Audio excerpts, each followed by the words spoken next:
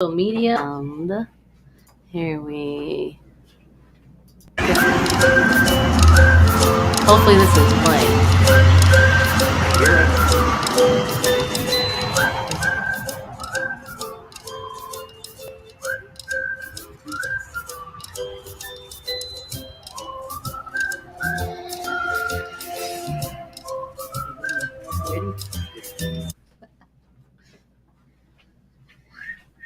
All Ready? right. You ready for this?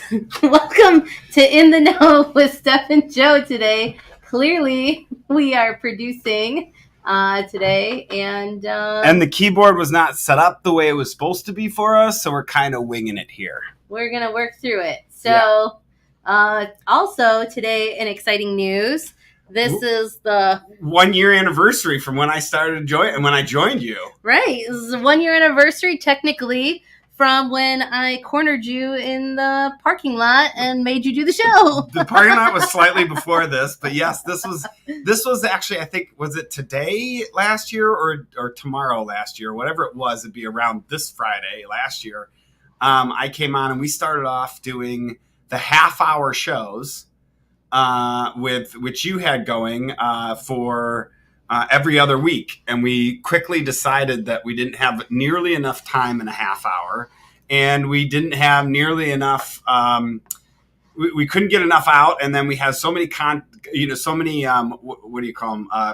Categories, so many themes to talk about that we're like, we got to do a whole year of 1 hour every week, and here we are wrapping back around. Yep. So today, money. Yep. So today we are going to talk about it takes money to make money. Is that true or false? Oh my God, my grandma's calling me while we're live on air. Hi, Grandma. I'm used to saying hi, Mom. My mom. We can yell hi, Grandma, too. So takes money to make money. True, false, somewhere in between, because obviously you don't have to be all one way or another, but takes money to make money. True, false? I think... Quick answer. No, false. Okay. Okay. Now we're going to unpack it. Hi, Mom. Hi, Mom. At least we know it's working since people are tuning in now. Yeah, there we go. So we know people are here. Good. So takes money to make money. You say false. Why?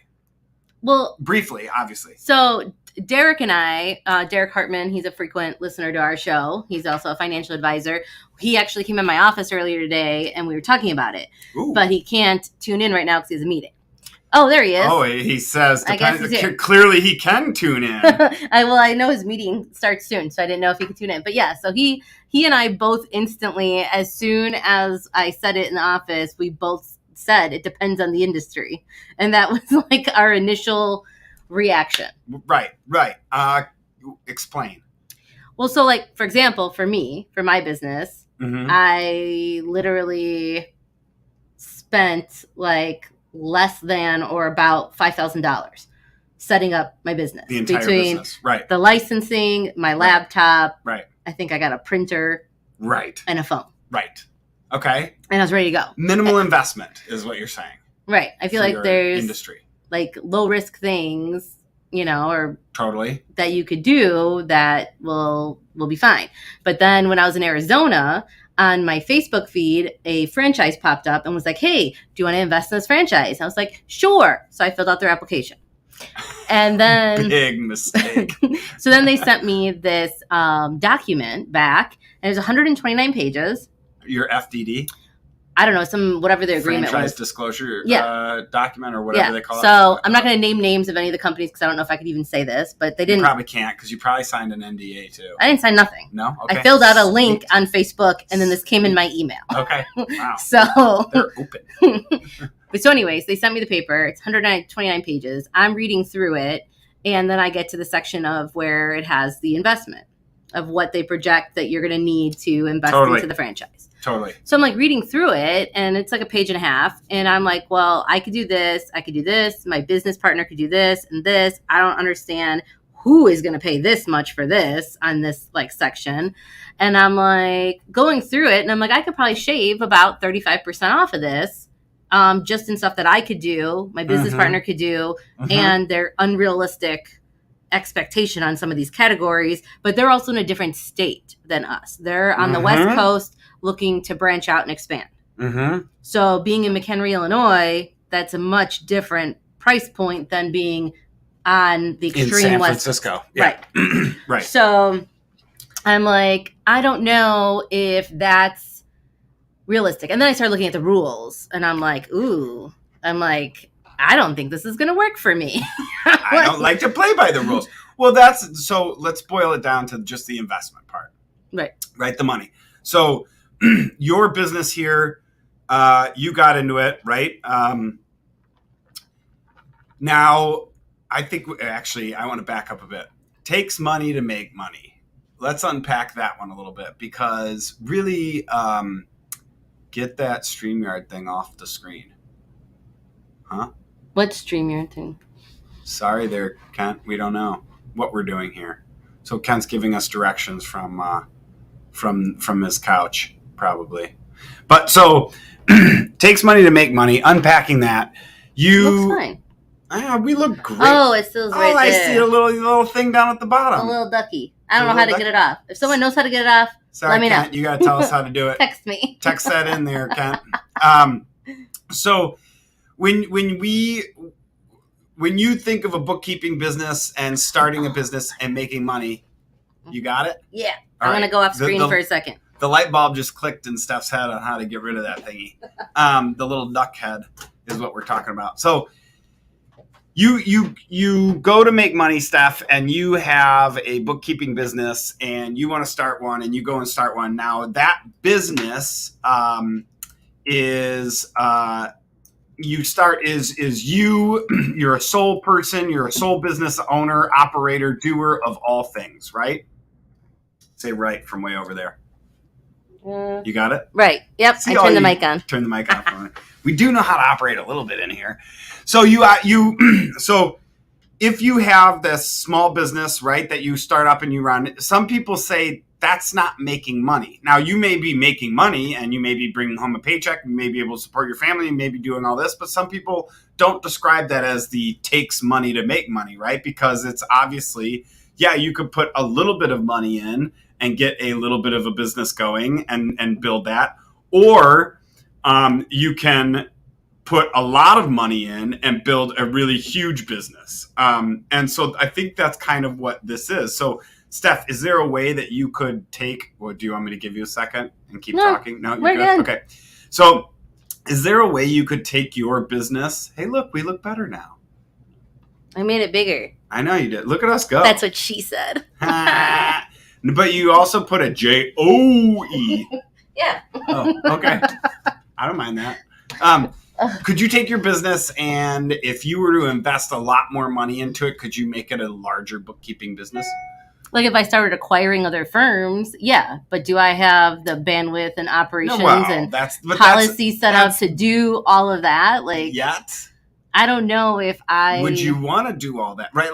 That's so kind of the argument. I could keep growing and targeting my specific client that doesn't have any quote unquote bad habits from other bookkeeping firms. Or I could take the money, buy up a firm, and then those clients have that level of expectation on the deliverable, that level of service, and the communication methods. All of that could have been vastly different from what I do. But you won't argue that it takes money to make money in the sense that if you had more money to invest into your company, would you be able to build a bigger company? Faster. Well, I think... Faster. Right. So that's the thing. I think where you and I differ, like if Rich was sitting in this chair, you guys would be 100% on the same page. Yes. I like the slow grow. Rich, though, would rather spend the money, buy it up, grow it up, and be like a conglomerate. Now I'm going to ask you again. I'm going to ask you again, though. Does it take money to make money? Making money in the sense of when you look at making money, you look at making money as in I'm bringing home a paycheck. I'm paying my bills. I can go out. I mean, on it takes vacation. money to file a business license. Yeah. So I get Well, like that whole right. thing.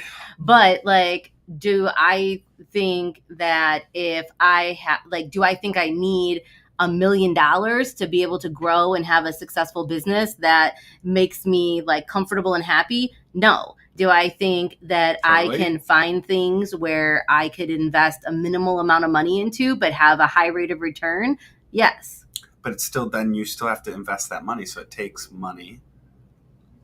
Like, Listen, I mean, I guess your mom agrees. Like, I don't know. Like, I feel like when you say it takes money to make money, and you being an operations person, I instantly think of things that you want to buy for, like. So I'm actually less branding, operations. I'm less operations. I'm more, branding is not operations. Branding to me is like sales and marketing. Yeah, but I'm just saying, like if you want to buy all these, like I feel like you want to buy all these totally. I want toys a forklift and gadgets beyond, I want things a forklift beyond belief right now. Like you'd get like a speedboat with your logo on it. Like why not?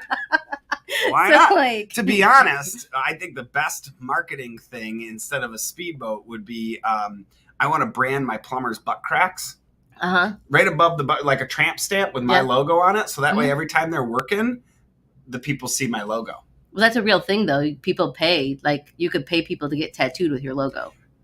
Name me one plumber you know that would be willing to put a tramp stamp. Well, I'm not saying I know somebody, but I'm just saying that that's a real If there's thing. any of them out there, I would love to be able to I would pay for a tattoo on your butt crack with my logo.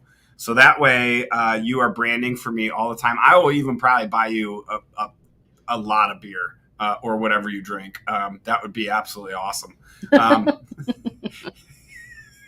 Listen, it would be fun. I think you have to spend money to make money back. Like, yes, I think there is some level of investment that you're going to do. But I feel like in my particular industry, I feel like my knowledge is more valuable than the actual cash. Totally. In my industry, we could boil it down and minus I bought into a franchise, minus the franchise, minus, all of the big branding and things like that. If I were to be Joe Schmo in a truck, right, I could buy, a couple D-Hues, a couple air movers. It'd be more than $5,000, but I really don't need that much, right? I could probably make compared to what I did put in. We could, my wife and I put in, we could probably make a fraction of the investment to get a business going. But it would take, like you said, it would take a little bit longer, I think, to get ramped up and get going because we don't have that good look, right? We don't have that, like you spend money. You may not think you do, but you do because you buy your branded shirts.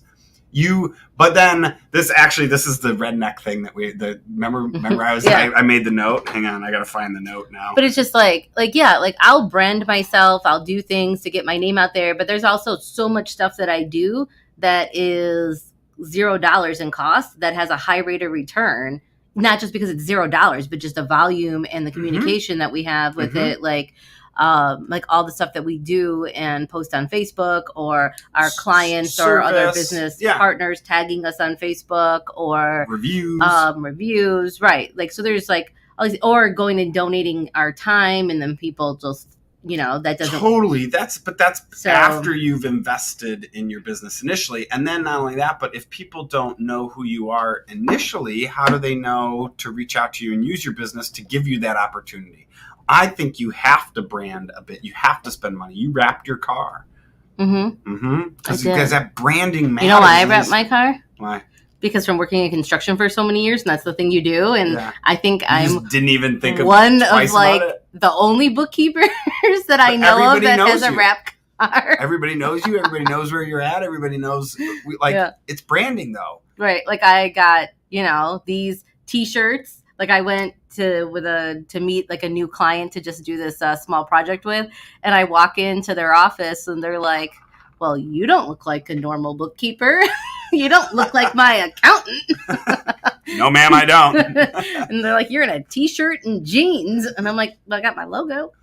Don't worry, I'm labeled. It's me. Okay, so and this is something that you play into because you kind of made the argument. Like we all have that argument, right? Like I think we all play both sides of the fence where you know you have to spend some money. You don't want to spend all the money, right? You want to spend some of the money. You know what kind of fractions of your money you should be spending, I hope, if you know what you're doing. But there's also certain necessities you have to have. Business cards, right? You have to have, maybe a logoed shirt or a logoed car or something like vehicle, something like that.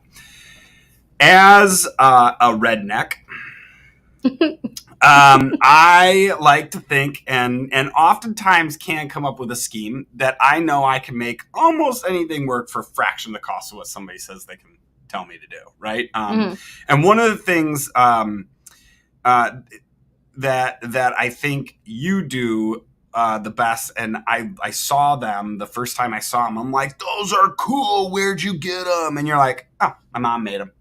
The chocolate calculators. Yeah. Shout out, Linda. But like the chocolate calculators were a huge one where you're like, I can go and create this beautiful thing to give away that people are like, this must have cost you a mint, right? A dime, right? But like, nope, my mom made them. Yep, my mom made them and hand delivered them from Arizona. Yeah, now my mom potentially maybe, because Kent and I are going to be hosting a joint mixer next month. Ooh. To promote the QuickBooks Learning Center and the newly redesigned studio. Love that. So my mom needs to practice making cookies because my brother wants these custom cookies for his wedding.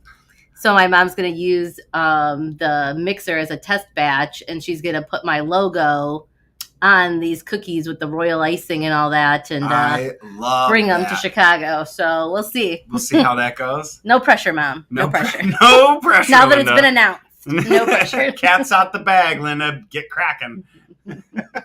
My wife's grandma, when I first met my wife, we were dating, and I'd go to these events that her family would throw, all these get-togethers, and they would have, just speaking of desserts, and there'd always be like a good apple pie or something there. And I'm like, this is amazing. And my wife would say, yeah. So my grandma makes one to like burner batch, and she makes it to make sure that everything's correct, and then she makes it exactly the same. And she's like, she always makes one burner. So there's always two pies made if she shows up with one pie, at least. And I'm like, really? And she goes, yeah. She just makes two pies. So that way the first pie, she'll taste it. Everything's good, great. She'll make the real one. But if it's not, she'll make another burner one. And I'm like, that's insane. That's insane. Hilarious, though, because she had the best desserts. She made commitment. Yeah, that's right. So Desserts I'd be happy to taste the burner batch, Linda. That's all I was getting at, I guess. So being a redneck, yes, I feel I can create anything. The only caveat to that is it's always going to include more labor. Like your little popcorn fluffer thing that you created in your warehouse? Yeah, exactly. What is that the called? Hopper. Packing peanuts. The packing peanut hopper. There you go. So I didn't create the hopper itself, the canvas bag, but I did create the arm system and pulley system that goes up to it. And they had one that you could like bolt onto the side of your building wall and like it holds it. And I'm like, no, I could do that. So did it myself for dirt cheap. It just, again, took a little bit more time. So labor, I think, is the big thing that you give up when you want to do it yourself or try and go cheap, right? You have to do more labor. Instead of going and buying individually wrapped, right, things that you give out to people, you have Eli come in and... Oh, like when we did the Hawaiian Lays? Yeah. He zip-tied all of them. Oh, yeah, like literally. So it just takes time and labor. So where are you going to get your labor from, right? Kids. That's don't say that out loud. But that's an easy way to kind of like for those, but I can't put my kids into Yeah. I mean, like when we did all those reindeer candy canes, we did like 200 and something, almost 300 of them.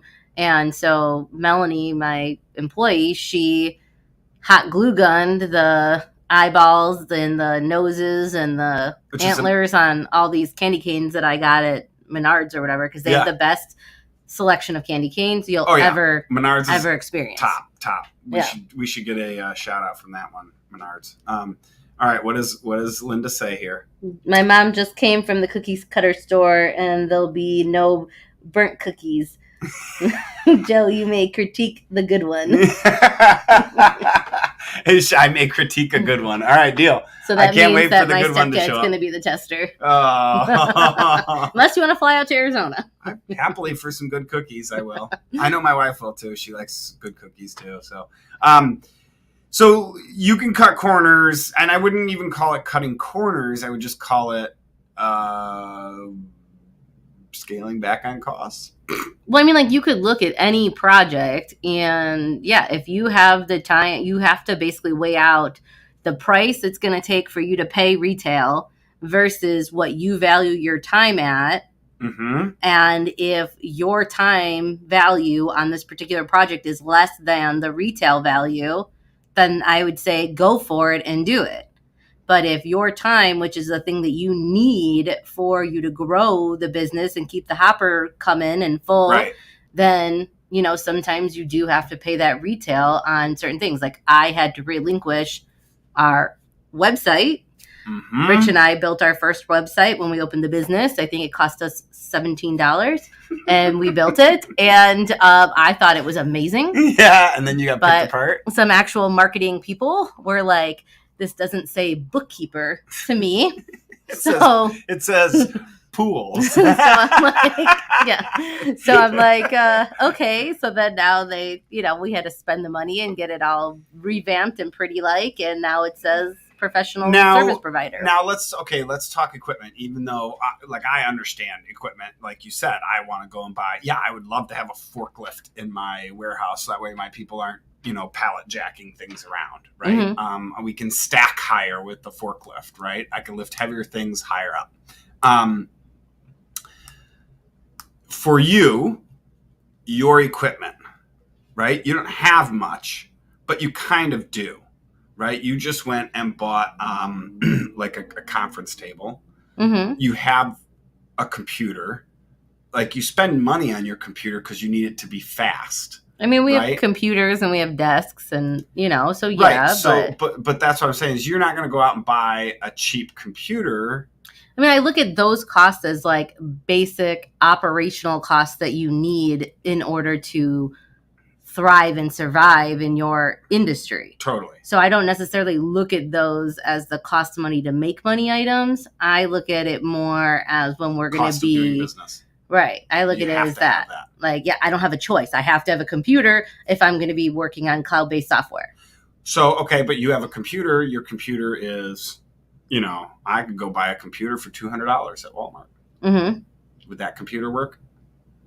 Yeah, I guess, as long as you have enough memory to download the programs. Like, if we're like, so then it would start to run. So that's what I'm saying, though, is if you go and buy a better computer. Well, I buy what fits what I need for my industry. So I don't buy a faster one because it would be better and make you more efficient.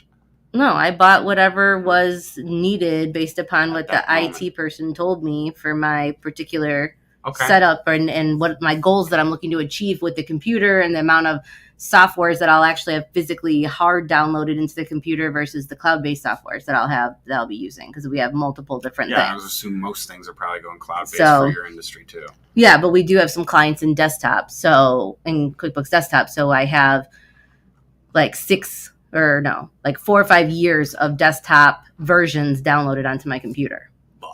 So, which, like, to me, that I can go for my industry, talking equipment, making it efficient. I can go and buy a dehumidifier. That dehumidifier could cost me $1,800, mm-hmm. whatever it may be, right? Mm-hmm. And then I could go and buy another dehumidifier that's substantially better, right? More powerful, all that stuff. And but it's going to cost me, instead of 18, it's going to cost me 33. Okay, but if you buy that $3,300 dehumidifier, then is that going to dry the room or environment faster to then be able to potentially add a secondary small job onto the back end of the day? Like, is it going to do the job faster so then you could schedule more work if the opportunity arose to do a small project? Yes, so dehumidifiers don't work that way. I'll just clear that up. Oh, all right. It takes days. Oh, well then. So we can't just, go do a job in the morning and then bust it off at the middle of the day. Okay, well, fine. Well, but yes, decrease it from like 3 days to 2.5 days. Then. What it more so would do, because it's more about size. You could buy different types of dehumidifiers. They're not dehumidifiers; they're called desiccates. There's also different types of dehumidifiers, but the different sizes kind of where I'm at is like the size would mean that, hey, instead of needing 2 dehumidifiers for this job, I only need 1.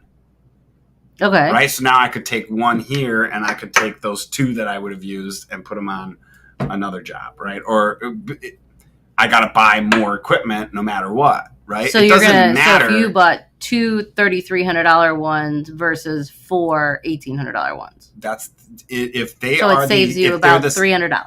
Well, if they're the same price, oh, well, I'm just throwing prices out there. I actually didn't even mean for it to be that close, but let's just say all pricing, fairly equal. Well, that wouldn't even really prove my point. So, no, yeah, I guess it's more so to me. Like, I would buy the more expensive unit if the 2 cheaper units would cost me as much or more. I would probably buy the more expensive unit, but then on the flip side of that will reduce your abilities to have all these units multiple jobs scattered everywhere because you have the one expensive one. So it's kind of I guess a sketchy game. Right. Or we could boil it down to like a screwdriver, right? I could have a regular screwdriver that costs $20. It unscrews screws, or a drill. Where that's going to cost, a screwdriver could cost $2, right? And a drill could cost $100. And now you're talking is the efficiency of this guy going around unscrewing all the screws by hand. You're going to give him arthritis. Carpal tunnel. Yeah. I'm not worried about the arthritis. He'll be long gone from me. You're gonna mess up your team. but that's where, to me, okay, now you're going to buy a drill because that makes sense, right? All right, we've established that the drill makes more sense over the hand screwdriver. Now, do I go and buy them a $100 12-volt drill? Or I should say, you could buy a $20 12-volt drill that you'll probably have to replace 3 times in the year, right? Or do you buy them a $200 18-volt drill that is probably going to have a lifetime guarantee? Right? Like where do you find that? How do you find efficiency versus cost? And it would determine how well my team takes care of their tools. Because from working, now we're playing a whole lot more variables. Like from working in the pool industry and dealing in situations where they're dealing with chemicals, and these chemicals kind of sometimes spill in the truck, and then it gets on the tools, or a tool might drop into a pool, or this or that. Like, things happen. Totally. And it's totally fine. But like, it would all depend on how well they're taking care of stuff. Like, if I'm buying you a $200 drill and you don't treat it like a $200 drill, and then I will buy you, then you get the $20 drill, right? Or like my brother-in-law created a thing. I think that, I don't know if it's still in place, but it was when I worked there, where he stopped buying hand tools at a point because of how rapidly they were going through them. And he gave the guys a stipend, and they bought whatever, and anything above and beyond they had to pay out of their own pocket. So they treated those tools vastly different because it was their own money and their own tools. Totally.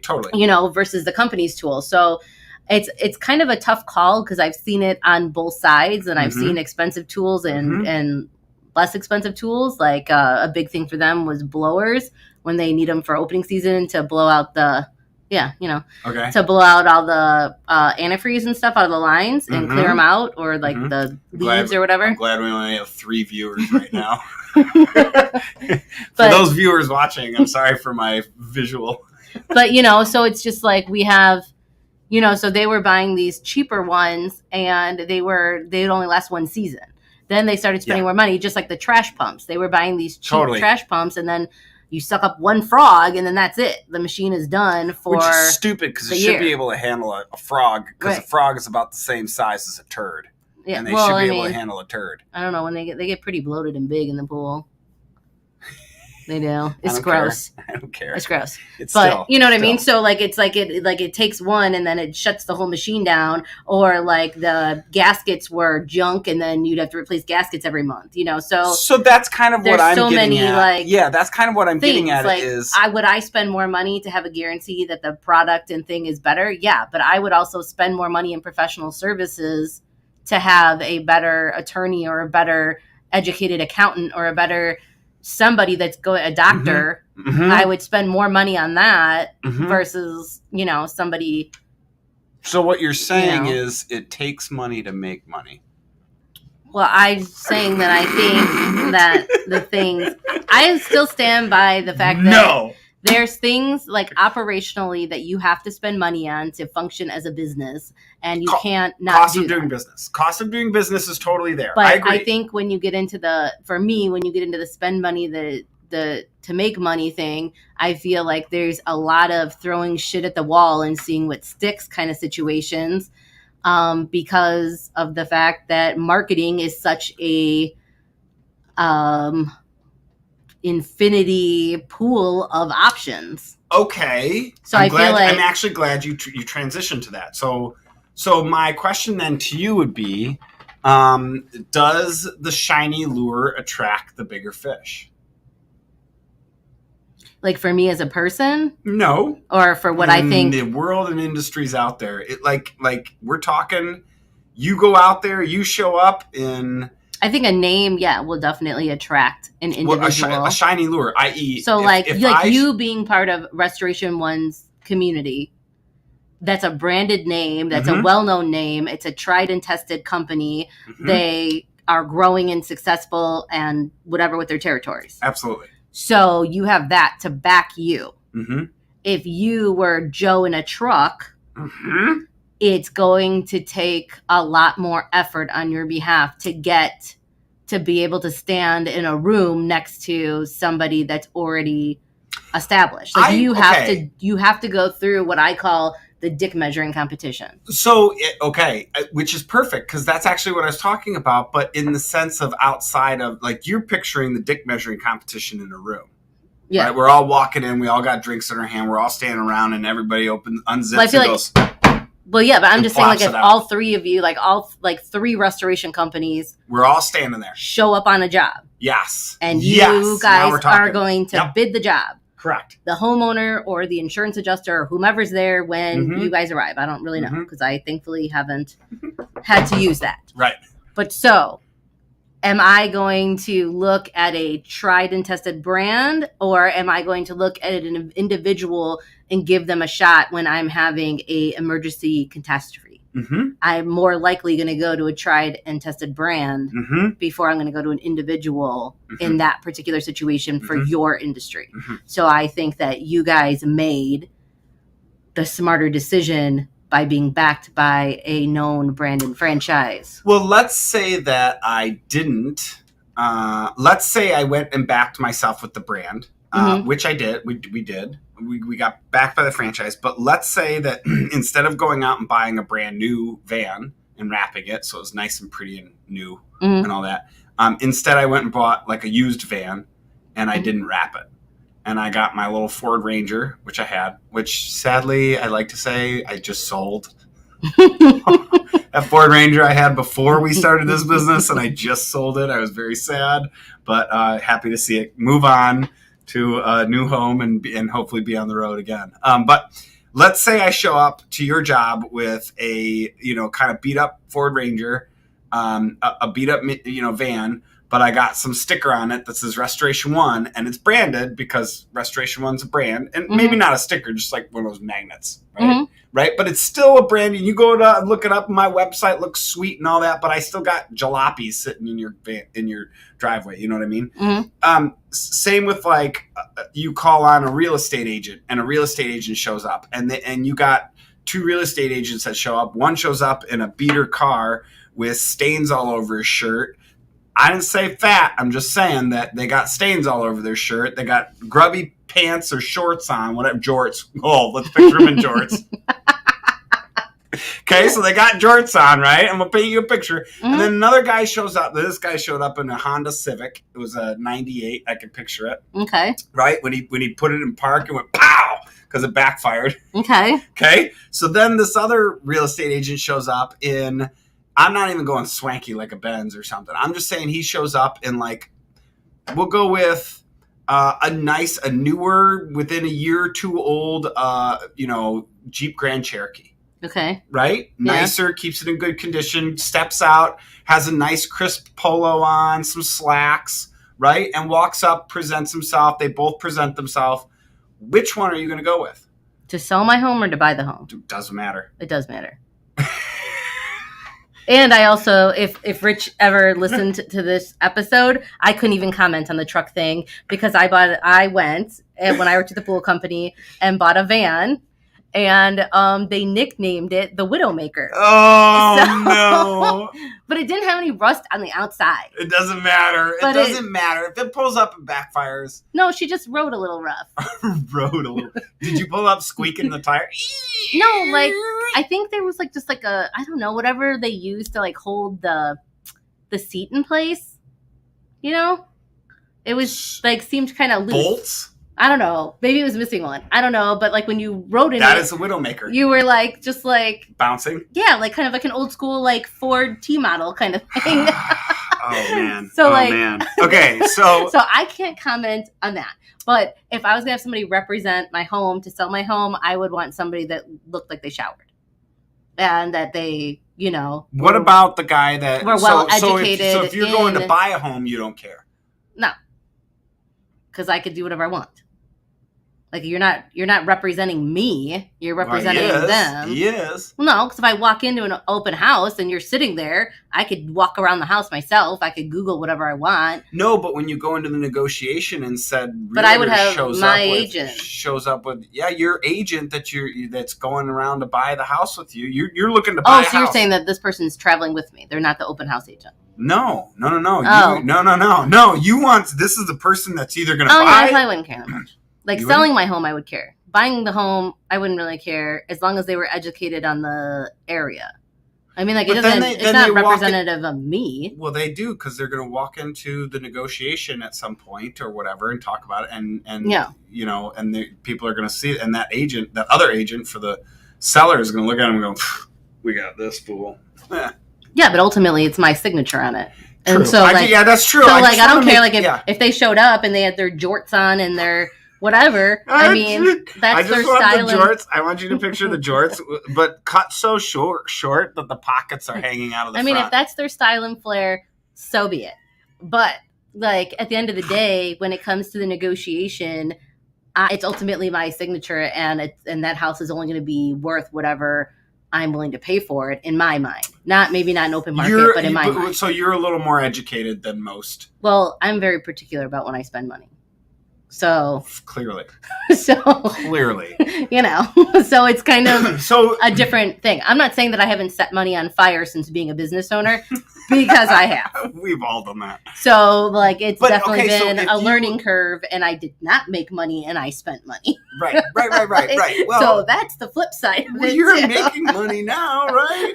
Like that's the thing, though. To me, though, is like if you look at what you're doing and you can. Oh shit! We forgot to give Jess a read. Oh, we got to give Jess a read. Way to chime in quietly on that one. You should have said it out loud. Sorry, Jess. Jess. We just don't know what we're doing here. So give Jess a read. You want me to do it? Yeah, but I don't know how to pull it up. Epic Media. Whether you have a new business, old business, big business, small business, red business, blue business, one business, two business. You need to get a hold of Epic Media. They will configure all of your social media online presence. Make sure you're there, you're present, and you're accounted for. All your clients can see you. Branding is awesome. And she understands that you don't need to spend money to make money. She knows how to do it with good SEO-driven, not just PPC. So make sure that Jess is aware of what you're doing and give her a call. epicmediainc.com. That's epicmediainc.com. How was that? Amazing. I think she should change her read-in? her business thing tagline on her webpage to that. Although she might get sued from Dr. Seuss or wherever they're out of, Publish House. I don't know. Anyway, so you to me, you know that it takes a little bit of money. You have to spend a little bit. You can't just, like you said it. If somebody's going to come and sell my home, I want to make sure that they sell it for the most they can. I want them to represent me. I want them to look clean. Well, I just want them to look showered is what I said. Like, if I'm comparing the two options you gave me, all other things equal, meaning, all other things equal, right? Now, we could boil down psychology and say usually the guy that's put together, or guy or gal that's put together, or it or they or she or whoever you are, I don't care, but if they are put together very well, more than likely they handle themselves very well. They're organized in other aspects of their life. Mm-hmm. But I'm saying all other things equal, meaning the guy with the mustard stain and the guy in the shirt and tie or polo, whatever, they have the same work ethic and they get the same they get the same results, right? Mm-hmm. No matter what. So you don't care whether or not somebody looks disheveled or not when you're out buying the home. Right. But if you're selling your home, you want them to be showered. Yes. Showered. I'm giving you the two options. I don't know. There's no showered in between. For me, like, it's difficult for me to say, because I really just go off on a vibe. Like, if I like your vibe, I like your energy, it's fine and I can work with you. But if I don't feel like we'll be compatible, then I don't care how fancy you look. If I'm not going to be able to work with you, I can't work with you. So that's the problem there. But like, if I went and I had a legal problem and a lawyer was going to represent me, and I had a choice between a lawyer that was in a suit with an established company or a lawyer that looked like he, I don't know, just rolled out of bed. Right. Okay. So just rolled right out of bed, but had also an established company, I would be more inclined to go with the person in a suit, because we're going before the judge and there's a time and a place for you to have a specific appearance. So in that case, though, both guys we'll say both guys went to the same school, mm-hmm. went through the same cost of doing business to get their business going. Right. Right. One, they have the same established business. One just spent money to look good. Right. It's a branding. But that's spending money to making money. Yeah. I mean, like, you're more likely going to grow at a more rapid pace and all that kind of stuff. And so, like, that's what I'm saying. Like, I don't have the spending money to make money on the marketing aspect of things. I don't have a problem with it. And I agree with that to an extent. But I also feel like you have to be realistic. Like, if you're going to drop $50,000 on something that's going to be a branding or marketing item or campaign, then you need to do a proper evaluation to see how fast you're going to recoup and build on that $50,000 versus where I could spend, sizing your business specific, right? I'm just saying, if I wanted to spend $50,000 and go buy a smaller bookkeeping firm, I can do that because it's on Buy, Biz, Sell, and I could acquire, $50,000 in annual revenue right off the chute. But that's if every client stays with me and I offer the same package size and blah, blah, blah, blah, blah. Yeah. But I could spend that, get a fast return on my investment, see how that goes. Or if I wanted to do something and spend $50,000, I don't know, and buy a billboard or something. I don't know how much it costs for a billboard, but I'm just saying, if I wanted to shouldn't be spending 50. But I'm just saying, if I wanted to do that, or put my face on a bunch of benches by the bus stop, awesome, or something like that. That would be awesome. I would take so many pictures of my butt on your face.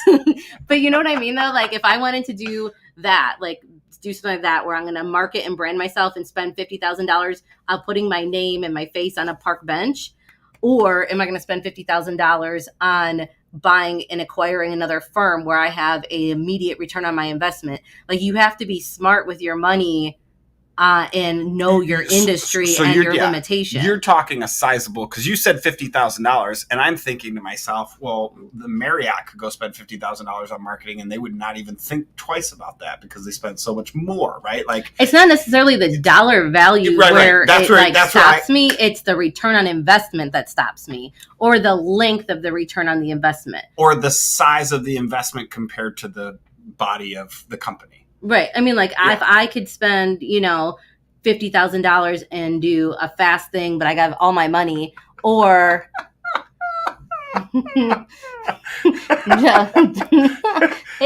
Eddie. Hey, Eddie, how's it going? Eddie just chimed in. He just chimed in, and he says that I should not wear my bandana at court.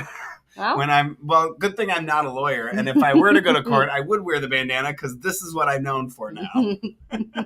But, or would I spend, if I spend $50,000 and it's going to take me 7 years to recoup that on this marketing campaign, or I can spend, $500 a month on something and recoup it in like 30 or 60 days. Plus, I'd rather do something like that where I could spend money and then flip it around in a reasonable amount of time. Well, of course. I don't have, being the size of my business, I don't have that kind of time to take $50,000 out of it and wait 7 years to get a return on it. Totally. Which, that's what I'm saying, though. That's the size of the investment compared to the company, right? Mm-hmm.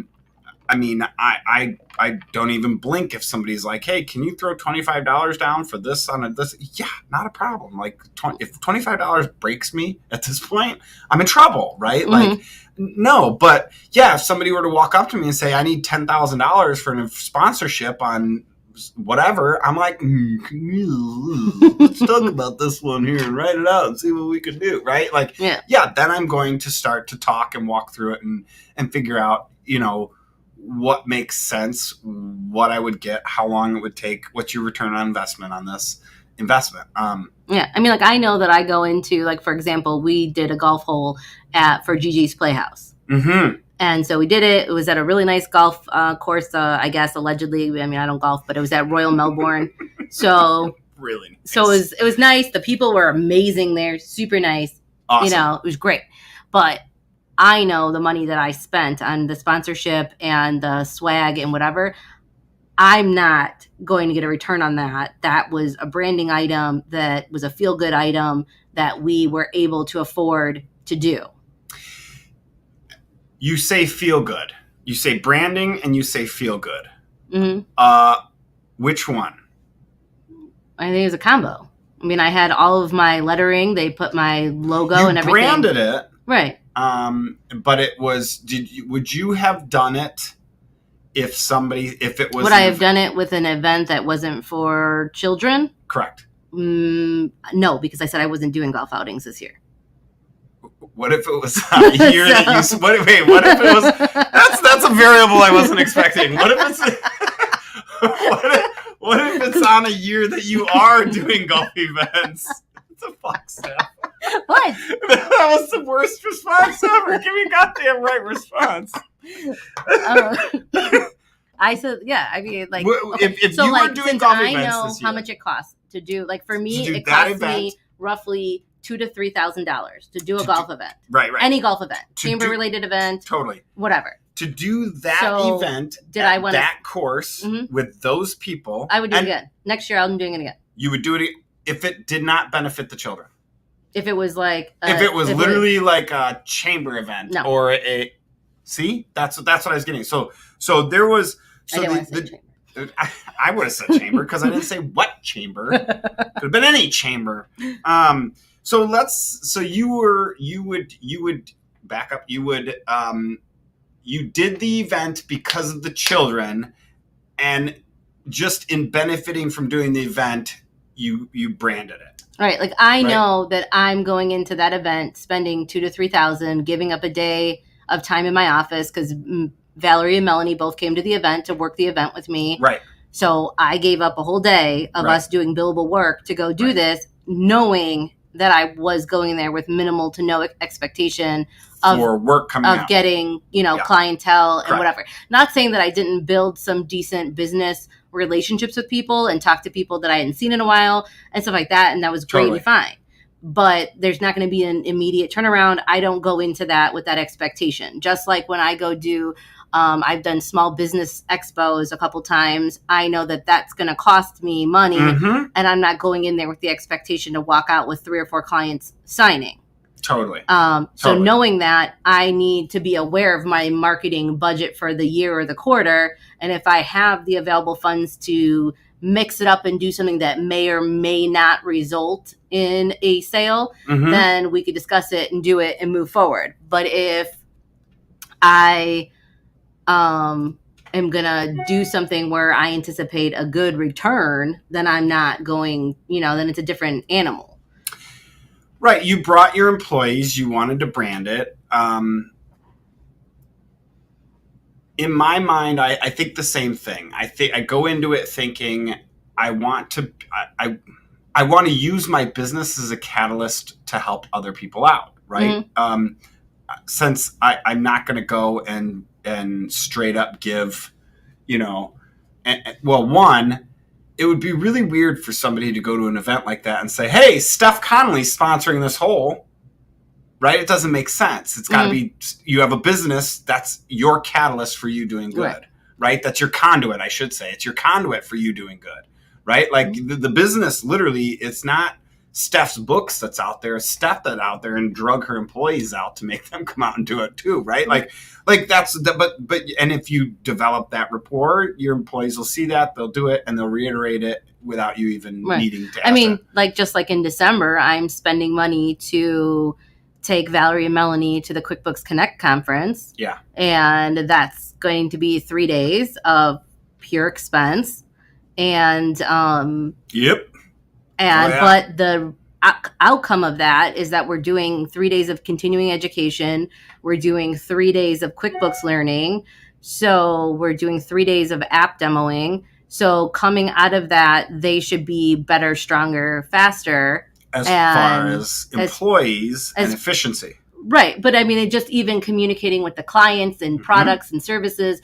So there's a value add to that I might not get immediately, but their level of confidence in dealing with clients, that's worth the trade-off. So and could portray easily. That's one of like the small little variables like reviews and bullshit like that, like taking care of the clients that literally can make your one client go, hey, no, come to Steph. Her employees are even amazing, right? Like, oh, okay. Now you just gained a client because of referral from another client because they are seeing these great employees that have education invested into them, right? Right. That to me would be... because you just did that with some of your employees. You guys just went on a retreat thing and learned and did all these things. Summit. Yeah, we did that. Right. I took my salespeople to Colorado, and then we just actually scheduled for our operations manager and one of our lead techs to go to Indianapolis in a couple months.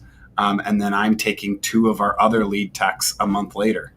To the same thing. And it's just this training thing that we've been going to and we love it. But yeah, I mean, I'm a huge fan of investing in those kind of things because it's all roundabout adds to the hopper, right? And people feeding into the hopper. It's just all those different ways that the eggs can wind up in your basket. I guess I finally figured out what my problem is with the statement of it takes money to make money. What, you just clicked? I think my ultimate problem and being so non-committal to the phrase, even though I know you have to spend X amount of dollars in order to operate a business and et cetera, and grow a business.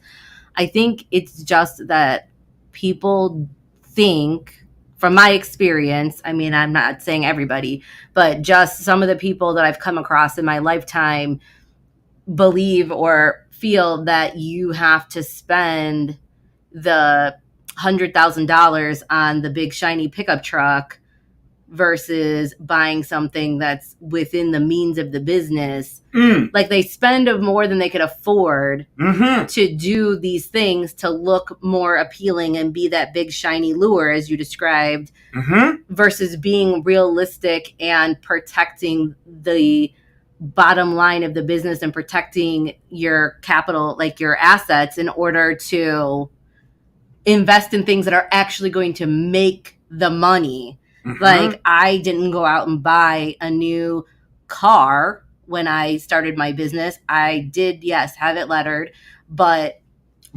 I didn't go buy. Right, I didn't go buy a new car. I didn't buy a brand new truck. Right. It took me years to get my truck I have now. Everybody sees my truck and is like, that's such a nice truck. I'm like, great, thank you. Started off in that frickin' F-1 or that frickin' Ford Ranger forever. But you still love it. I loved that Ford Ranger. But it's just, it's just like you need to just, like, you can't, I guess I feel like people intertwine and mix it up with spend money to make money and fake it till you make it. And those are two very totally different things. Concepts, and it makes it hard for me to go all in committed to spend money to make money. In my mind, it takes money to make money is, what does Jody say? Jody. Oh, yeah, let's hear what Jody has to say first. I agree with what you're saying now about the spend money to make money. It's within the business's ability, not going in debt to do it. Yes. Yeah, right? So in my mind, the most simplest way that I boil down it takes money to make money is what's the most simple business out there besides prostitution? Because that's been around forever. But I'm going to flip the a bootlegger? I'm going to go to the complete opposite side and go, well, we could go bootlegger and keep it X-rated, but I'm going to go complete opposite side and go, it's a lemonade stand. Yeah. Lemonade stand. Yeah. Right? Think of a lemonade stand. Well, yeah, you know the margins on an ice cream truck? Totally. My mom and I looked it up once. Yeah? Yes. Well, all I'm saying, though, is if you're going to go and say, I want to do a lemonade stand as a kid, well, great, awesome. Most kids don't really understand. Okay, you may have a table. Great, don't have to spend money on a table. You need a chair. Or you don't. You could stand if you want the whole time. Or you don't need a table. You could set it on the sidewalk for all you can. I don't know, on the curb. I don't care. Maybe you're going to do your own sign. Great. Find some paper in the back. But ultimately, you need to at some point buy some sugar, lemonade, and obviously you have water, Cups. Right? Cups. Right.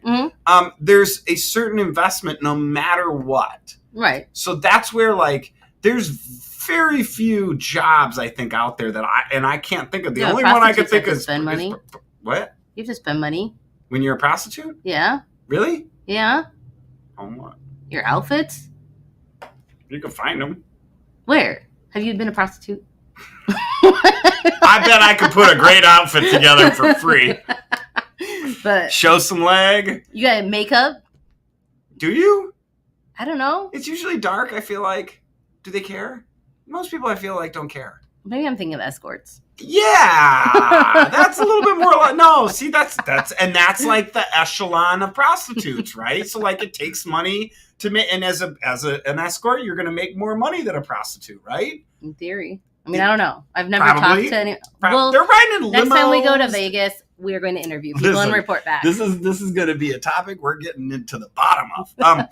But that's all I have to say is, if you ultimately boil down any business, no matter any industry, any business, any whatever it may be, it takes money to make money. You have to have some kind of small, medium, or large investment. You have to have some kind of an investment to start to do work, to start making money, right? Mm-hmm. You can't go out and mow lawns without a lawnmower.